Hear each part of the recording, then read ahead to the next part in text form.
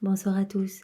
Eh bien, prenons un instant ce soir pour lire et méditer un passage du livre du ciel de Luisa Picaretta. Au nom du Père qui m'a créé, du Fils qui m'a sauvé et du Saint-Esprit qui me sanctifie. Amen. Jésus, je me plonge en toi, dans ta divine volonté. Je m'unis à toi, je m'identifie à toi, je me consume en toi. Et je te demande, Jésus, de me remplir de ta présence, de ton Esprit Saint, de ton amour, de tes grâces, de tes bénédictions, de ta sagesse. Viens, Jésus, et viens vraiment dépouiller mon âme de tout ce qui ne t'appartient pas, de tout ce qui résulte de ma volonté propre. Retire tout, Jésus, et agis à partir de mon corps, de mon humanité, que je t'offre une fois de plus ce soir, en gage de mon amour pour toi. Je voudrais vraiment, Seigneur, que toute mon humanité puisse te servir de rempart pour que tu ne reçoives plus jamais d'offense de la part des hommes. Je veux tout réparer et j'entends vraiment continuellement t'offrir toute la gloire que les hommes te doivent et ne t'ont pas donné. Je veux vraiment réparer continuellement, Seigneur. Alors fais de moi une âme réparatrice, une âme expiatrice et vraiment viens te réfugier dans mon cœur, que mon âme devienne pour toi un tabernacle d'amour, de consolation, un refuge, Seigneur. Vraiment, viens agir à partir de mon corps, utilise chacune de mes actions, viens mettre tes mains dans mes mains pour que mes actions soient divinisées par ta présence, mets tes pas dans mes pas, pour que chacun de mes pas ne marche que vers toi, tes yeux dans mes yeux, pour que mes yeux ne voient que toi, ne regardent que vers le ciel, ne regardent que vers des frères et sœurs à aider et à te ramener, Seigneur, que vers ma sanctification. Place tes pensées dans mes pensées, que les miennes soient toutes organisées en toi, Seigneur, et que je ne puisse penser qu'à toi à chaque instant, et ne plus être tournée vers les choses d'ici-bas.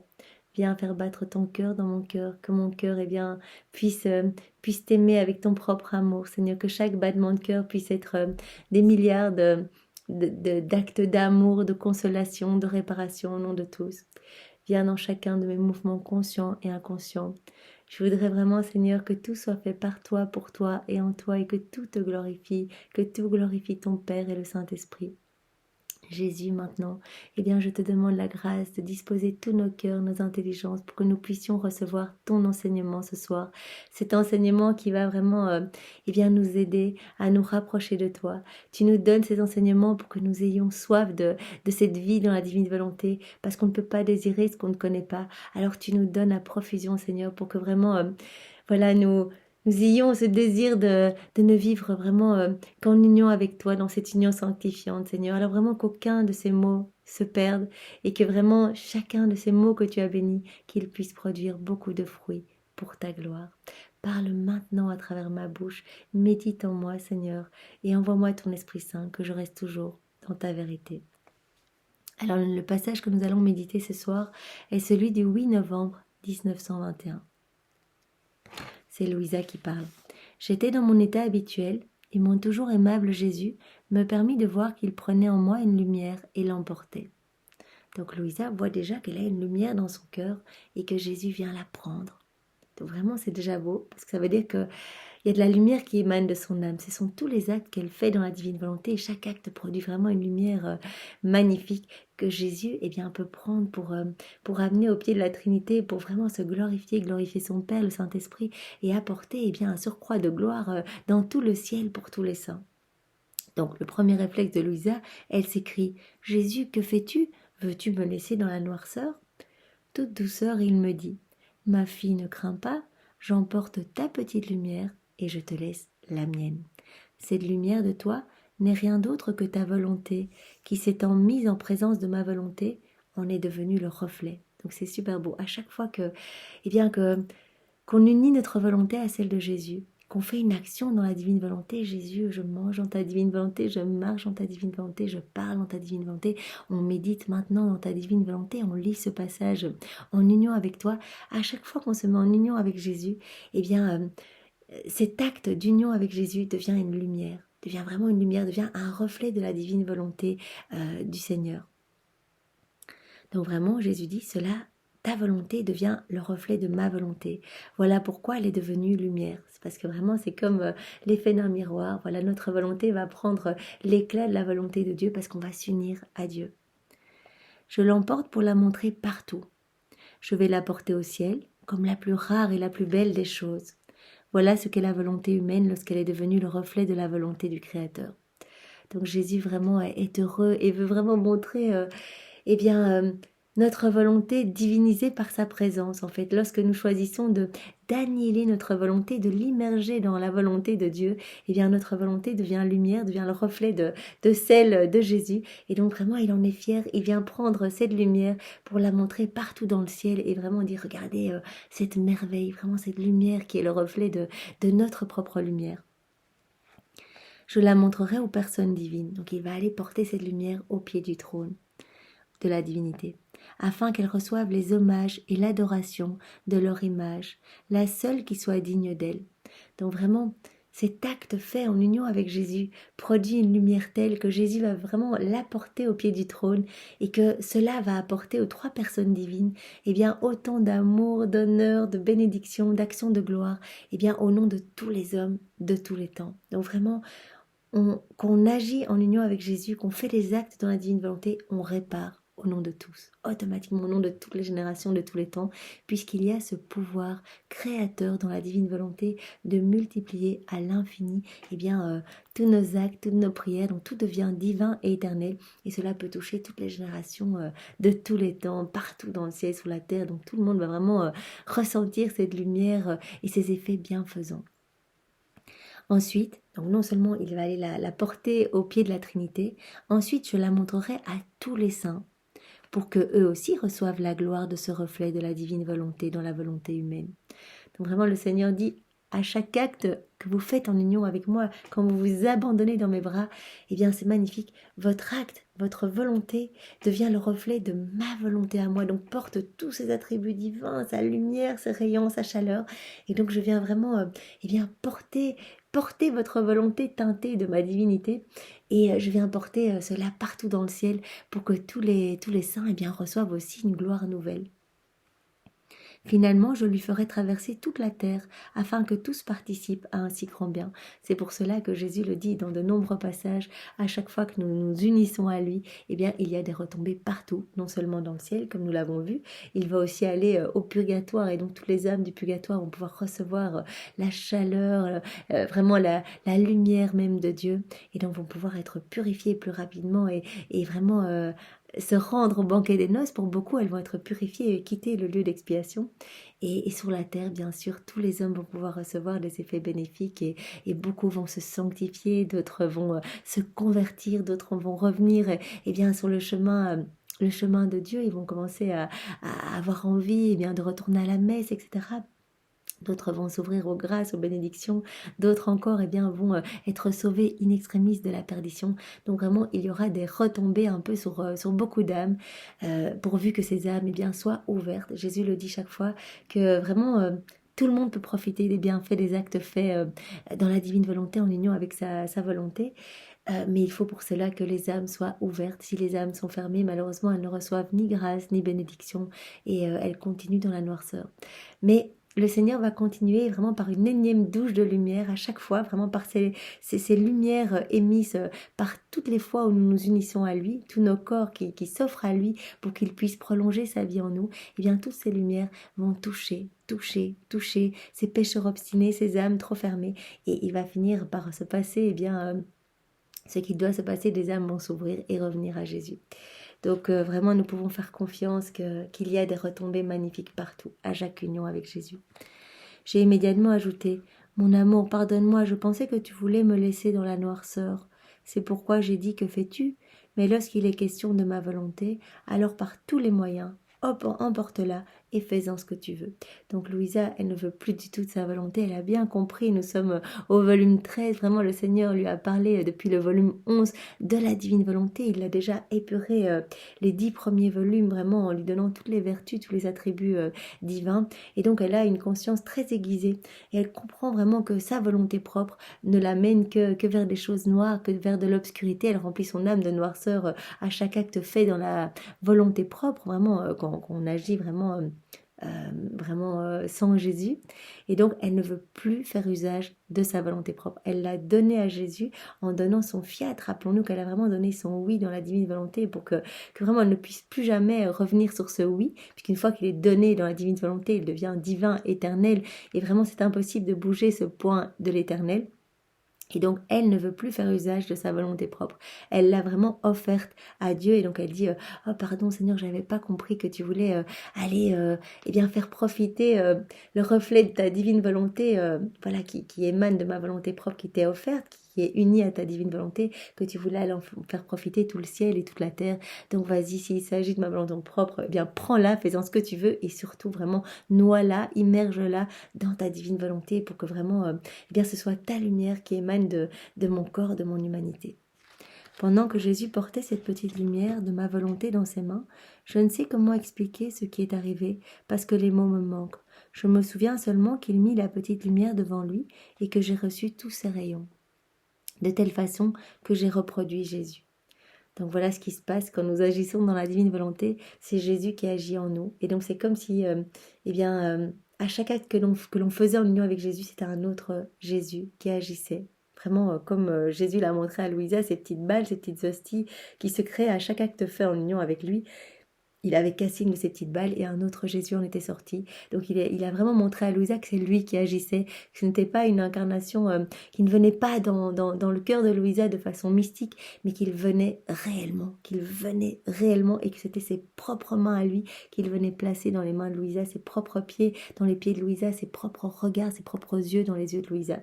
Donc il dit voilà, quand tu t'unis à moi, eh bien c'est un autre Jésus qui agit. Et donc il y a eh bien tous les bienfaits, tous les fruits de ma rédemption qui sont à nouveau distribués, tous les fruits de mes prières, tous les fruits de mes réparations. À chaque fois que tu t'unis à moi, eh bien tous les fruits de chacune de mes actions sont à nouveau redistribués à travers ce que tu es. Et donc tout cela, eh bien évidemment, faire jaillir une lumière incroyable partout sur la terre et dans le ciel. Voilà. Chaque fois que ma volonté faisait des actes, un autre Jésus était formé. À chaque acte fait dans la divine volonté, rappelons-nous que Jésus prononce la parole de la consécration sur notre âme. Donc vraiment, c'est Jésus qui est recréé à nouveau, vraiment comme un autre petit Jésus qui faisait l'acte. Jésus me dit, vois-tu ce que signifie vivre dans ma volonté? Cela veut dire multiplier ma vie autant de fois que l'on veut reproduire tout le bien que ma vie contient. Autant de fois. Chaque acte, on multiplie la vie de Jésus. Encore une fois, c'est un autre Jésus, c'est magnifique. Après cela, j'ai dit à mon Jésus, ma vie, j'entre dans ta volonté afin d'être capable de rejoindre tout le monde et toutes choses, de la première à la dernière pensée, du premier au dernier mot, de la première à la dernière action. Le pas qui a été engagé est celui qui le sera.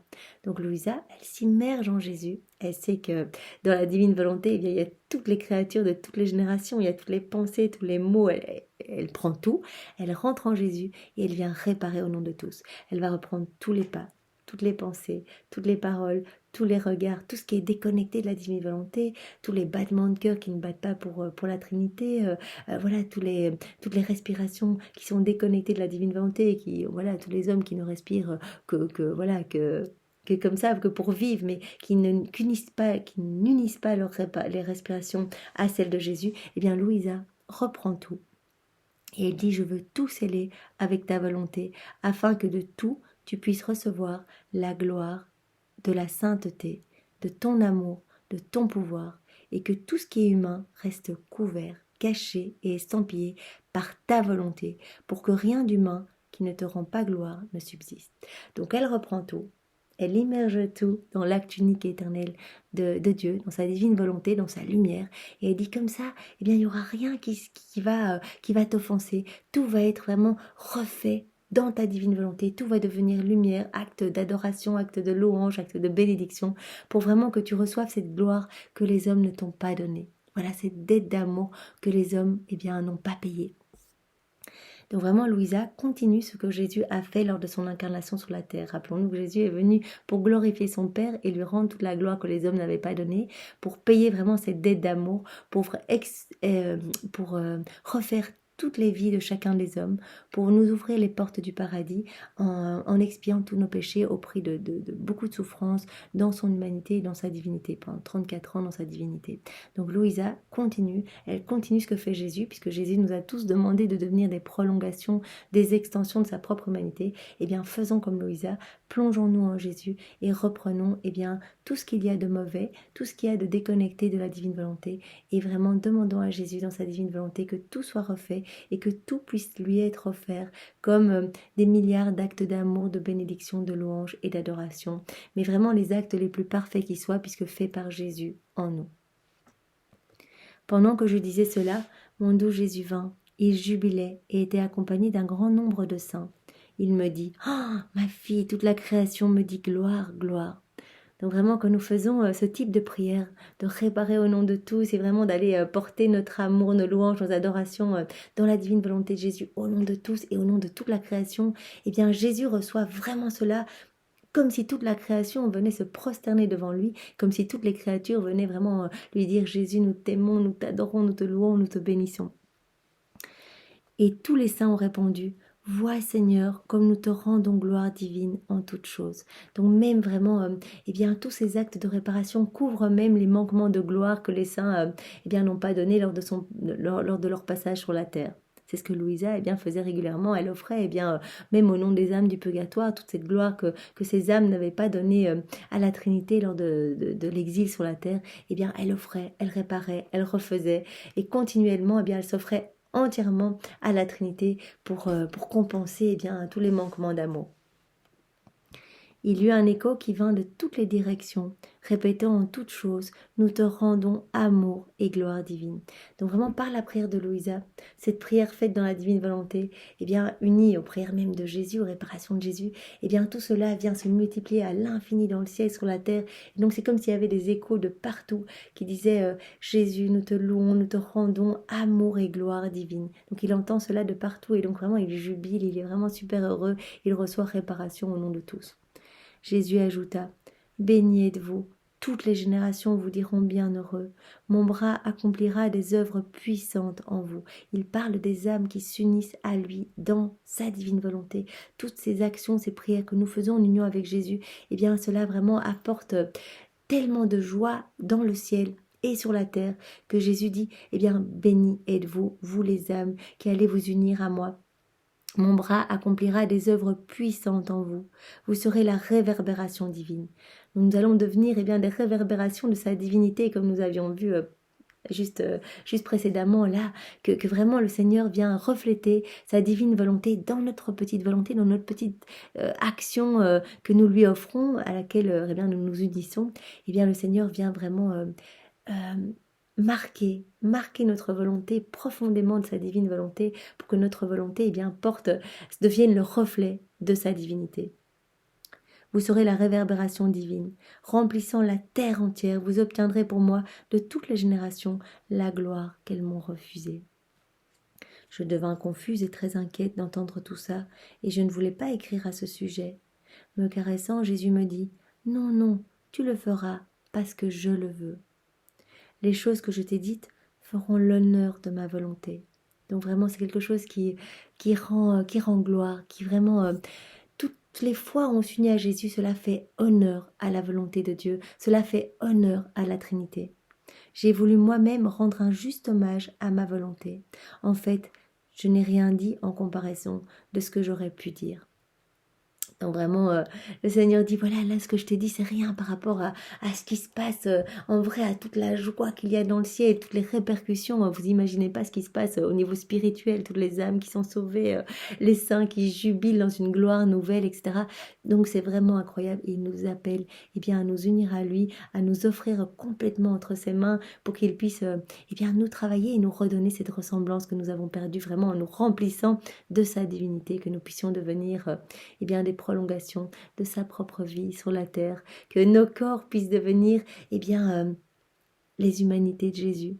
Voilà, les corps de Jésus, puisque Jésus n'a plus de corps, qu'il utilise nos corps pour continuer eh bien, à agir, à toucher les âmes et à vraiment à permettre ce doux flux et reflux d'amour entre le ciel et la terre. Merci Jésus, nous te louons, nous te bénissons, nous t'adorons dans ta divine volonté au nom de tous et nous te remercions avec tes propres remerciements. Au nom du Père, et du Fils, et du Saint-Esprit. Amen. Soyez tous bénis et passez une belle nuit dans la divine volonté de Jésus. Au revoir.